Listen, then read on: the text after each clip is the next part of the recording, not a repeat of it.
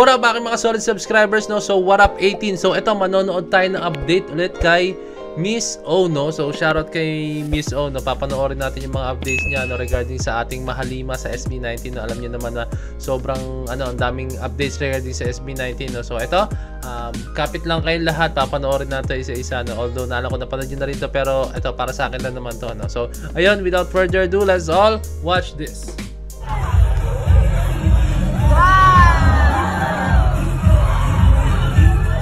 Wow! Almost 2,000 students dance to SB19 Gento simultaneously. Wow! This is just a beautiful sight to behold as approximately 1,500 students simultaneously danced to Gento. Watch this and grabe you influence will be ng mahalima talaga.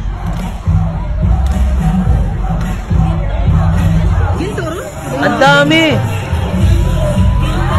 Wow!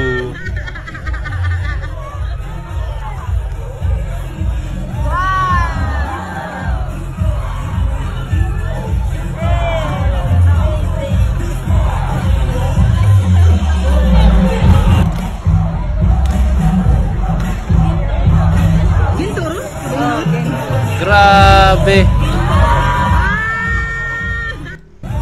Even though na alam natin na medyo iniba na lang steps, pero alam mo yun, marinig mo lang yung kanta na Gento doon sa China, no? Sa, ano to? Ay, saan ba to? Ay, China tuloy.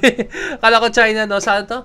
VSU Leyte, no? Ano ba yun? China agad na isip ko. Kasi di ba nag-trending sila sa China, no? Pero ito, no? Even though na marinig mo lang yung kanta ng SB19, tapos grabe, napakaraming tao sinayaw nila to, no? Wow. Yun pa lang, yun pa lang panalo na talaga, no? Doon pa lang, para masabi mo na, wow, grabe, napaka-grabe na yung reach ng SB19, napaka-grabe na yung naabot nila, no? So, hindi pa rin tapos talaga yung Gento era, no? Wow, hindi pa rin tapos yung Gento trending na yan, no? As in, sobrang nag-trend pa rin talaga siya, as in, no? Slow it down, make it bounce. 80s and SB19 do the bouncy dance challenge in one stage.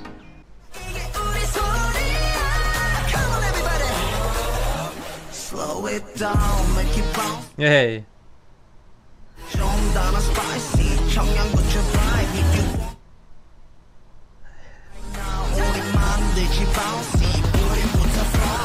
Damn. Napaka-solid, no? Napaka-solid, no? And actually, hindi ko talaga alam kung sino yung 80s. Tara, tingnan ko nga. So, ayun, no? 80s pala is a boy group sa Korea, no? Pasensya na, hindi ako masyadong updated sa ganyan. Pero, from the looks of it, sobrang sikat talaga nila as in, no? And nakikita mo dito talaga na sila Ken, si Ken at saka si Josh, talagang hindi sila naiilang, no? Even though na alam natin sikat ng 80s, no? Pero hindi sila naiilang. May kita mo sa galaw nila, sa body language nila talagang, go lang, tuloy lang tayo, no? Na, tayo naman yung galaw nila. So, parang go lang, walang kahit ano man. SB19 kami, wala kayong pakialam. Parang ganyan, no? So, ayun, kaya syempre, SB19 naman, ay, ang sapatos ni Josh, tayo nyo. Syempre, SB19 naman talaga is meron na sila talagang may pagmamalaki talaga as in, no? Naku, birin mo naman, napakarami na global awards, global achievements ng SB19, no? Kaya talagang hindi mo masabi, hindi nyo na masabi na basta-basta lang ang ating mahalima, no? Let's go.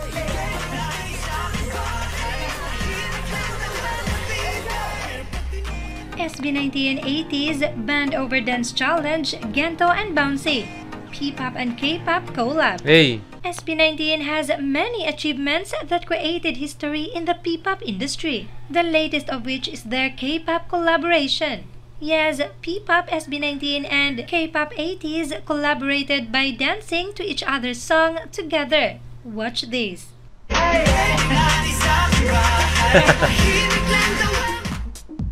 Gets ka na kung ano nangyayari. Gento. Woo! Grabe yung galaw nito, nakakabo, as in na. Grabe, solid yung galaw nito, nakakabo.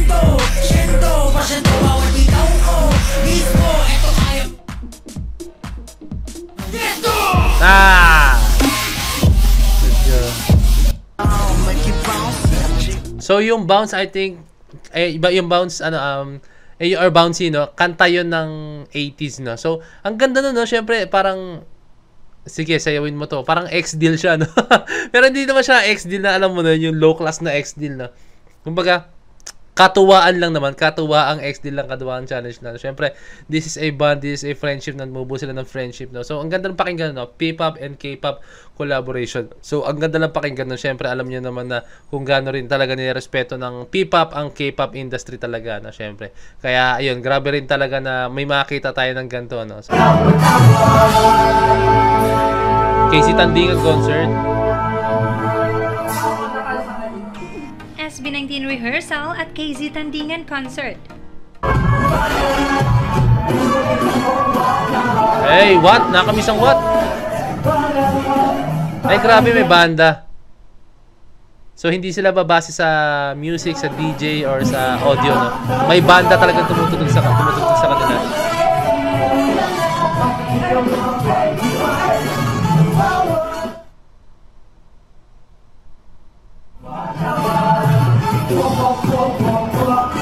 Parang sarap panoorin nito kasi iba yung touch siya, may banda.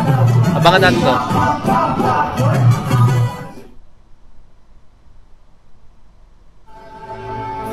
Let's go!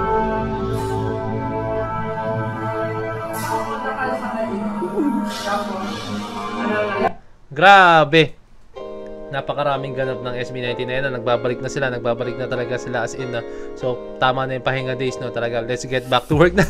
So, ito, sobrang natuwa lang ako dun, ito, bago tayo kay Casey Tandingan, no? Yung K-pop and P-pop collaboration, na sobrang natuwa ako dun kasi isipin nyo, no? Ito, K-pop, aminin natin na yung K-pop, yung P-pop, dun talaga halos parang yun yung parang pinaka blueprint natin before yun yung pinaka blueprint nating mga P-pop na. Pero as time goes by, nung tumagal-tagal na, no, talagang yung P-pop nagkakaroon ng sariling mukha, sariling musika, sariling touch ng ano, no. Kumbaga, dun lang tayo nagsimula, no, sa K-pop, no, dun lang tayo parang kumuha ng blueprint. Pero unti-unti na tayo gumagawa sa sarili ng blueprint, no? And syempre, nagsisimula yan sa ating mahalima, no, sa SB19, no? Talagang, yun nga, may time na alam natin na ang SB19 is yung blueprint nila, yung parang dating nila, talagang kumukuha sila ng inspirasyon, ng motivation, or ng mga ganun sa K-pop, no? Pero unti-unti na talaga nilang iniiba yung direction nila, na like, parang kailangan natin magkaroon ng sariling identity, no, which is napakaganda nito sa ating P-pop community, no. Kumbaga, may sarili na tayong brand. Talaga yung P-pop, hindi lang siya basta mukha ng K-pop, no. Talagang yung P-pop talagang hiniwalay na talaga natin siya, no? Hindi na siya yung to the point na talagang masabi mo, P-pop, ano yan? K-pop, di ba? Hindi na siya ganun tulad ng dati, na iba na talaga, no? So, ito kay Casey Tandingan, alam niyo naman to, Pinoy to, dugong Pinoy, kaya napakaganda nito, Casey Tandingan concert. And doon pa lang, may banda pa lang, oh, talagang Pinoy na Pinoy, no? So, shoutout sa SB19, no? So, abang-abang pa tayo sa mga updates nila, no? So, yun, kung may request pa, comment na message nyo sa Facebook page ng Point of Peds. So, this is me, Point of Peds, signing out. Peace, last G.